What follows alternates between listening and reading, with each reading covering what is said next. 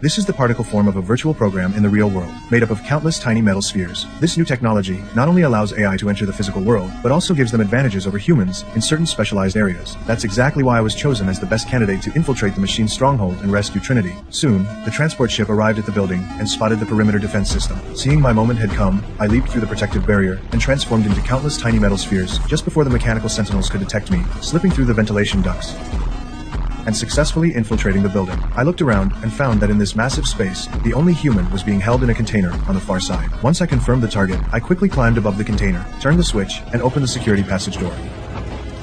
At the same time, a rescue team that had been standing by rushed in. They had to get the girl to the top. Once everyone made it out through the vent, the girl immediately met up with me and positioned the robot above the cultivation pod. Our true mission was to rescue this woman, but since her consciousness was still trapped in the virtual world, we had to be extremely careful with every move. One wrong step and her life would be lost instantly. With everything in place, only the most critical step remained. Neo had to go into the virtual world to retrieve her. But this mission meant facing not only vigilant guards, but also the cunning analyst. So Neo had already accepted that he might not make it back. He told the analyst if she wasn't released, he would kill himself on the spot. Meanwhile, Neo's companions arrived at the scene, one by one. Watching them stand fearlessly among the guards, the analyst finally backed down. Not because he was afraid, but because he wanted to see what choice the woman would make. Neo looked at the woman standing before him, but couldn't find the words to say. He could clearly sense the turmoil inside her, seeing how distant they were with each other. The analyst was already confident he had won. Just then, the woman's son and husband from the virtual world showed up, pulling her away. Neo, who loved her deeply, wanted to call out, but couldn't bring himself to do it. All he could do was watch her leave in silence, and then surrender, ready to become the analyst's research subject once again. Just as she was about to leave, the woman suddenly turned back, looking into Neo's eyes, so desolate, so utterly defeated. Her hand in the real world suddenly clenched. Every moment she had shared with Neo came flooding back like a tidal wave, and those memories were instantly transmitted to her virtual self. The man suddenly mutated and launched an attack on Trinity.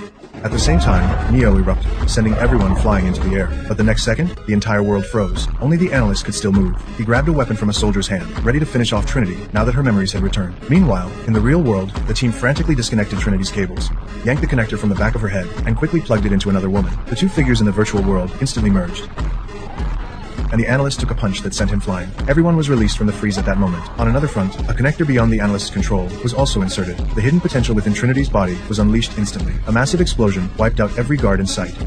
Just as the two were finally reunited, the analyst tried to intervene again, but was immediately shot apart by the team that followed. Although he was temporarily defeated, the crisis was far from over. As they made their way to the street, trying to escape, they found a massive swarm army bearing down on them. Since their primary target was Neo, Trinity floored it in the vehicle to get away. But the streets were crawling with digital beams. While dodging constantly, a car driver was suddenly taken over, and the vehicle came barreling straight at them.